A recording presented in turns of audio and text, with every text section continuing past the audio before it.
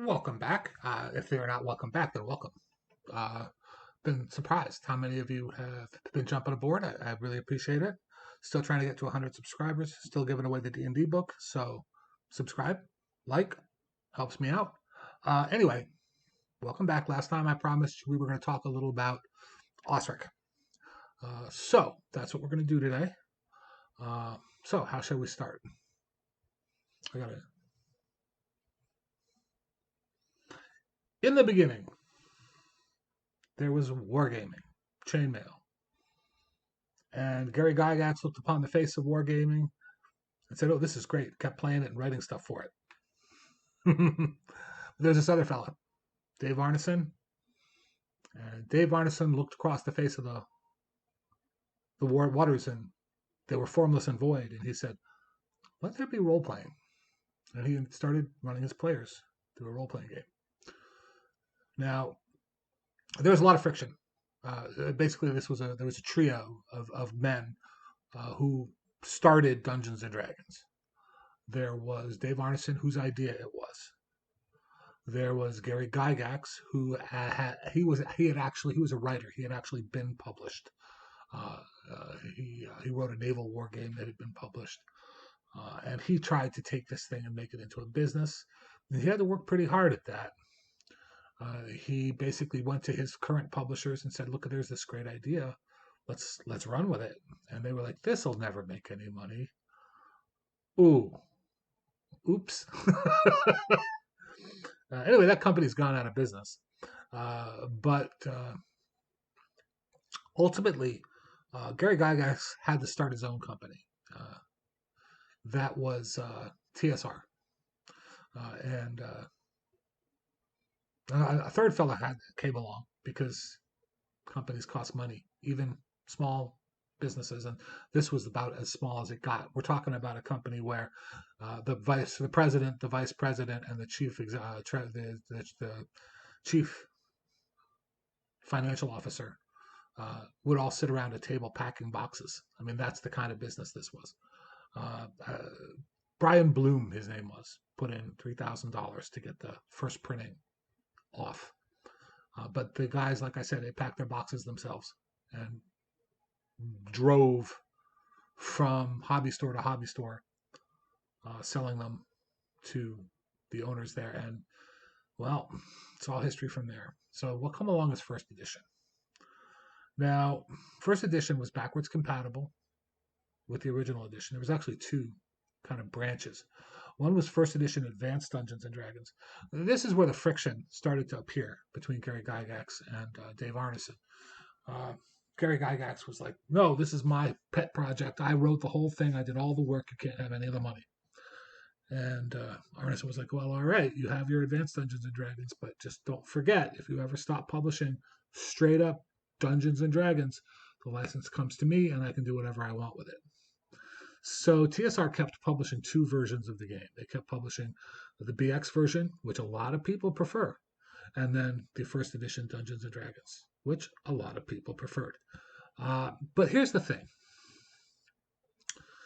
Everything was basically compatible with everything else. It was not a big deal to take your first edition character and run it through X1.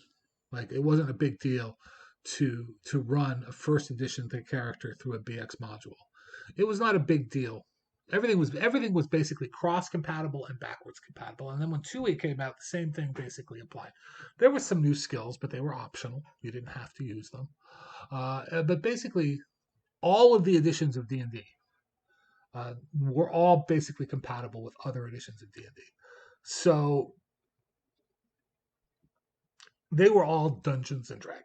There were maybe slightly different versions of Dungeons and Dragons, slightly different rule sets, little nitpicky things like in BX Dungeons and Dragons, if your character was an elf, that was your class. You were an elf. Okay, that was you. You would gain experience as an elf. You were basically a fighter with some magical abilities, which was, by the way, awesome. Being able to run around using a longsword, wearing armor, skilled, and still being able to cast spells. That was awesome. That was awesome. So,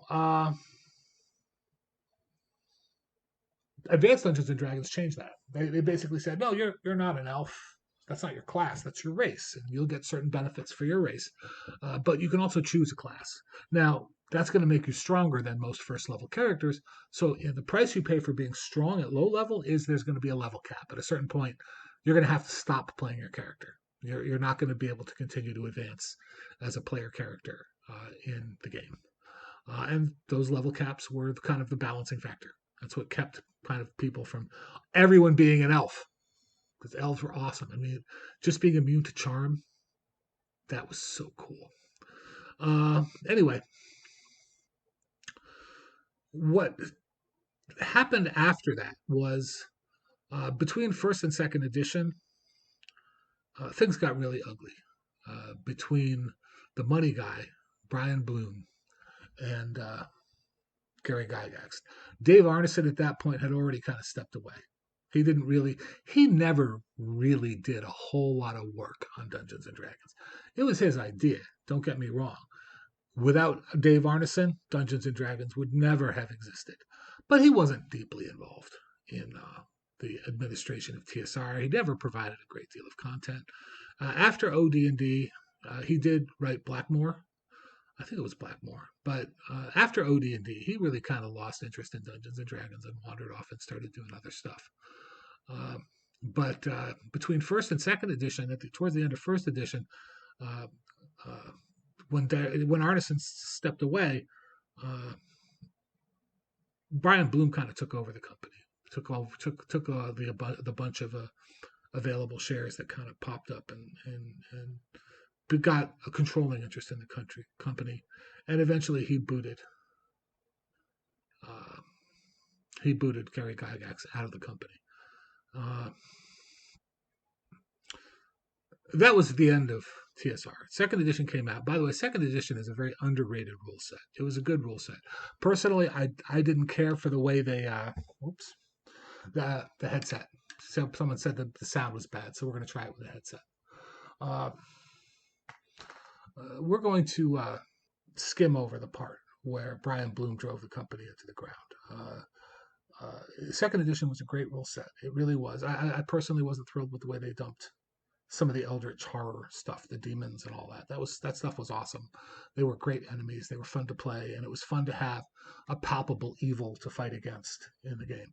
But the whole satanic panic kind of spooked him, and he was trying to make the game family friendly, which was stupid because these are people that you cannot appease. Nothing you say, nothing you do is going to change their minds about anything. These are people who they've fixated on an idea, and that's it. It's over. So, Brian Bloom turned the company over to another CEO. Didn't help. She was useless. She didn't even care about games. She didn't even want to be a TSR. It was only a matter of time. Drove the company right under. They had no liquid assets. Second edition didn't sell as well as they'd hoped. They got a whole bunch of stuff returned. They couldn't pay. They couldn't pay their bill to the publisher, and the publisher had the plates for the games. And they were like, "No, we're not going to print any more games for you until you pay us the money you owe us." Well, that was it. TSR had no choice. They were ready to declare bankruptcy. So Wizards of the Coast, the guys who make Magic the Gathering, the card game, swooped in and bought the Dungeons and Dragons intellectual property. They bought the entire franchise. And they decided they were going to do their own edition, third edition. And they produced, for the very first time, an edition of Dungeons and Dragons that wasn't Dungeons and Dragons. It was a completely new game. It was not backwards compatible with any of the previous editions. This is the first time that it ever happened. And this is when I bailed on Dungeons and Dragons because it wasn't D&D anymore.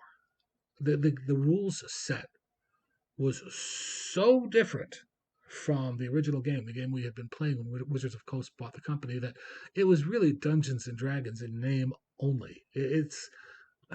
It wasn't Dungeons and Dragons. I don't care if you own the trademark or not. This isn't the same game. Okay. And I had spent thousands of dollars and many years mastering the game that I was already playing. So, frankly, that was it for me in Wizards of the Coast. I was done with Dungeons and Dragons. I stepped away. The problem, of course, being that the books were made completely unavailable, and it's hard to run a game when the players don't have access to purchasing the books except as collector's items on eBay. Now that problem has gone away. But before that, we didn't have a lot of options until uh, some fans got together and started writing what they called the old school index reference compendium, something like that. Osric for short. And this was the first, well, nowadays what they call a retro clone. And it changed gaming forever. Basically, there's a lot of legal nonsense involved with trademarks and copywriting. But the simple fact is, you can't copyright the rules of a game. That's public domain. Uh, Nobody owns the rights to golf. Nobody owns the rights to football. Anyone who wants can start a football league. Where copyright comes in is you're not allowed to call it the NFL. So all along, anybody who wanted was able to write and publish Dungeons and Dragons modules, for example. The only catch, of course, being that you were not allowed to write Dungeons and Dragons on the cover. You were not allowed to use any of their intellectual property. You were not allowed to have a spell called Tensor's Floating Disk, because Tensor is a copyrightable, unique character that had been invented as part of TSR's intellectual property and now belonging to Wizards of the Coast. But you could have a spell simply called Floating Disk. So what these guys did is they put together this reference, and it wasn't really intended to be a playing game, a play manual. What it was intended to be was a reference manual, so that people could publish their own game materials using the first edition Advanced Dungeons and Dragons rules, but instead of putting the word Dungeons and Dragons on it, it would just have the word Osric on it, and everyone would just know what that meant, and they could use that with their old D&D materials. And this was a wonderful idea. The problem, of course, being that the books were out of print for so long, there was actually a demand for the reference book. And the first 24 hours that Osric was put online, it had 50,000 downloads. This wasn't publishers. This wasn't people who wanted to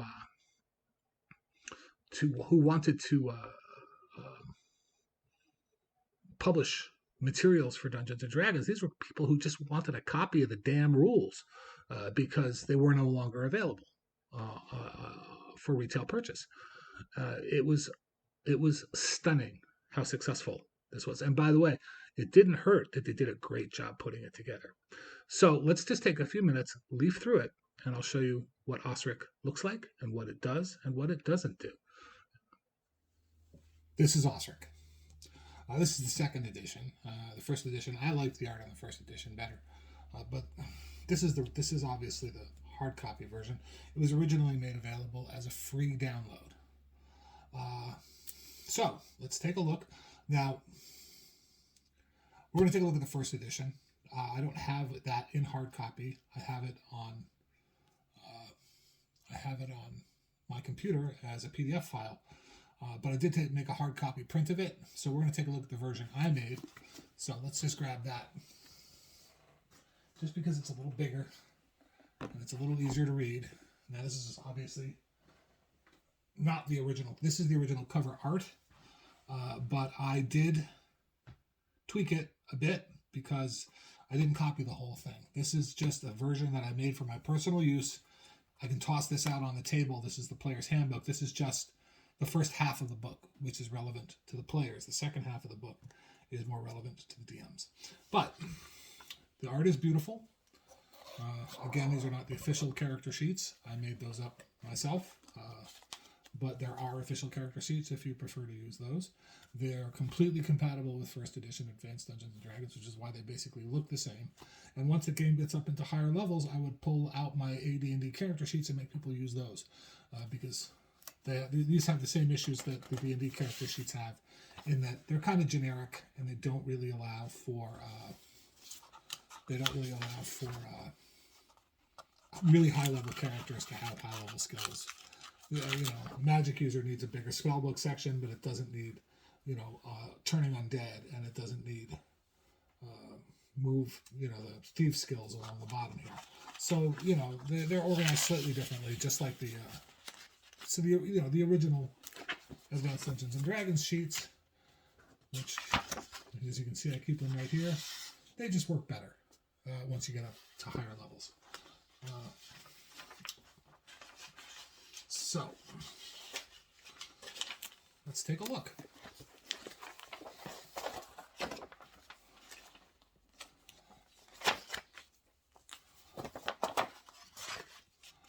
Okay, so let's take a look. Oh, one-sided. Those were the old days. Okay, this is a very old book, so yes, they're one-sided. So creating a character, very simple. There are some very minor differences if you look at the way the rules are organized. And in my opinion, they're improvements. So let's just take a look here at the strength table, okay? Sorry, I'm going to adjust this on you. Everyone says, you need to get a good camera. I said, no, but I'll get a good phone. How's that? So instead of open doors, we have minor tests, okay? So that would include forcing doors, okay? Roll it on a d6, just like Advanced Dungeons & Dragons. And this would be what they used to call bend bars, lift gates. This is called major tests. Rolled on percentile, these are rolled on d6, just like in the original game. So there's been some very, very minor changes to the way the rules are organized. Not a lot, to be honest with you. Not much at all. Here's the dex tables down below. The dex score breakdowns are pretty much the same.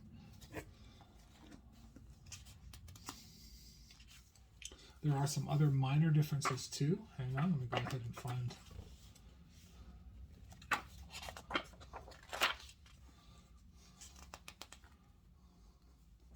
Again, all the other stats are basically the same. They're ordered a little differently, but they're called the same things, and they have basically the same functions. The racial limitations are still in place. The attribute limitations, I believe, are gone. They still have racial limitations in terms of minimum and maximums, strength, dexterity. The limitations based on gender are gone. They took those out. I never used them anyway. Nothing lost. I think you'll find that all the changes that they've made to Osric are basically changes that everybody pretty much used anyway, okay? And they broke it down in terms of individual races for limitations. So the Halflings' racial limitations in terms of level, skill, class, and attributes are actually written in on the Halflings section. The headings are much shorter. This is the entire, here's what a Halfling is. This is the entire description of a Halfling right here. Then it throws down your racial ability, bonuses, and penalties. Yes, penalties. Okay, get over it. Some people are strong at things and some people are weak at things. As a general rule, Halflings are very small. They have childlike builds and they're weaker. They get a -1 on strength. Deal with it. Okay, that's not racism. That's just game mechanics. Okay, the idea of having a Halfling that can arm wrestle Conan is ridiculous. Okay, no. Okay, so there are still minuses. There should be. Okay, the removal of minuses in 5th edition D&D is just dumb. In fact, letting people decide for themselves what their racial bonuses are going to be is dumb. Okay, the assassin is still here. The bard is gone. There's no longer a bard. Yes, it keeps descending armor class. There's a reason for that. If it bothers you, I'm sorry, but it hasn't changed. But that's important because now this is now fully compatible with all of the older modules, all the original first edition stuff. And realize most people don't care about this, but it's very important to me personally. It's compatible with the mass combat system, the battle system that they put out for first edition D&D. So, Magic users. I think the one thing you'll notice, and I do recommend this book even for people who have the old books and don't think they need another reference book. I think you'll find that if you actually give this book a read, you'll find that a lot of the things that a lot of the way how the rules that we play by are much better written in here than they actually were in the original High Gygaxian. Gary Gygax was a good rule writer, but he wasn't a good writer. So I think you'll find that this is actually organized much better than the original first edition D&D books. I mean, they have crammed the entire Monster Manual, Dungeon Master's Guide, and Player's Handbook into one book. And it's not a big book, right? That's all 3 books. They're all in here. See? Monster Manual, Dungeon Master's Guide. Right. This is all the magic items. It's all in here. Anything that wasn't copyrightable. So, like I said, there's no Tensor's floating disk. There's no, there's floating disk. It's not Liamon's Tiny Hut. It's just Tiny Hut. Okay, let's keep moving. Now, there's only one other really significant. The weapons and equipment is basically the same, but there's one other very significant difference between first edition Dungeons & Dragons and Osric, and that is the weapon selection.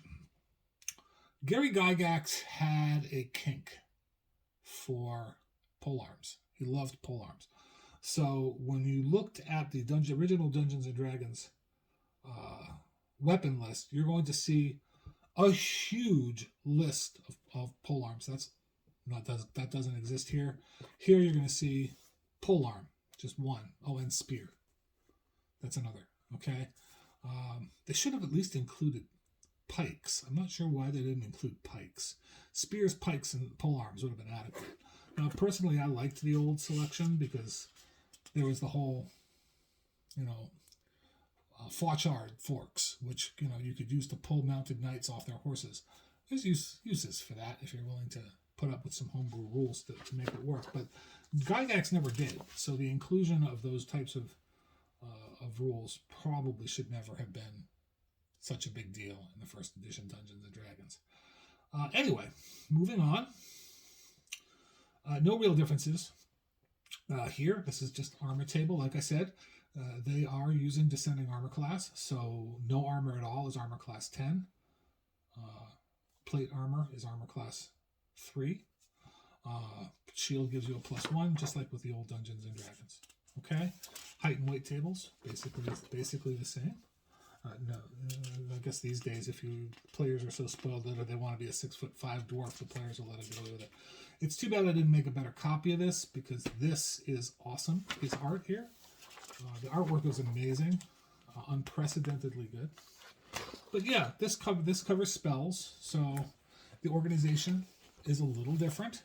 Okay, it is separated by clerics and magic users and things, but it has all the spells in a single list, written in alphabetical order. There's pros and cons to this. It is harder to select spells because they still have obviously the lists of spells per level, but it's much easier during a game to just look up a spell because you don't have to leaf through to third level druid spells and then look up cure disease. Okay, it's just all the clerical spells and druid spells are broken up, and then all the spells are just listed in alphabetical order. There's an advantage to that. So this is pretty much the end of my personal player's handbook version, and we would have to cut to the smaller version. Now, there's not much to show you in the Dungeon Master's side of this, because the Dungeon Master's side of this hasn't really changed very much. This is just the section on hirelings. All that stuff in the DM's guide about hirelings is in here too, by the way. Hirelings and creating a keep and all that higher level stuff that advanced D&D prided itself as including. It's all still, so the rules from all those rules are still included. But I will say this. The editor, a fellow named Stuart Marshall, whose name features prominently on the cover of all of these, he wasn't the writer, he's just the editor, but he did a marvelous, like a wonderful job editing this book. The rules as written in Osric are 100 times more clear than the rules as they appeared in the original first edition Player's Handbook and Dungeon Master's Guide. This is a much better organized and written rule set than anything Gary Gygax ever wrote. So even if you don't think you need another reference book for first edition D&D, because I know they're all available now in paper, print, on DriveThru. I've got them myself. I ran out and bought them. This is still an essential read for a first edition Dungeon Master, because the rules, quite frankly, are better described and clarified in this book than they are in the original Dungeons and Dragons books. Anyway, I don't want to tear your ear off. You've got the history of Osric, and you've learned the deets on Osric. Again, it's a free download. It's not going to hurt you. You can just do like I did and print it up. You might even have a double-sided printer, he said with a little bit of embarrassment in his voice. But please understand that was a very old print. Obviously, my newer printer works a little better. This one this is the one I just finished making. This is I just bought this on DrivethruRPG, and I just made up my own hard copy. This is obviously I have a good printer now. Ta-da! Another great gamebot system, by the way, which I will talk to you about sometime. Old School Essentials. Cannot recommend it strongly enough, especially the base. This is one of the advanced books. I think if you're going to play this game, you might just want to stick to the classical rules. Again, it's me and my mass combat fetish. I'm absolutely 100% sure that the basic system, Old School Essentials, will be completely compatible with the mass combat system from the BX books, the companion of the BX books. I'm not so sure that the advanced system is going to be compatible with that. And I'm almost 100% certain it's not going to be compatible with the advanced Dungeons and Dragons battle system.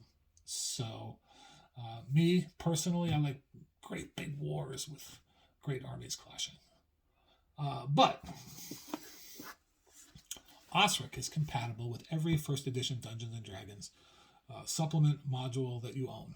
And not only that, but you can write your own modules, self-publish them, and as long as you write Osric on the cover, everyone's going to know that this is a first edition module, completely compatible with all the other first edition retro clones. So there's your in. Okay? That's all, and I will talk to you soon.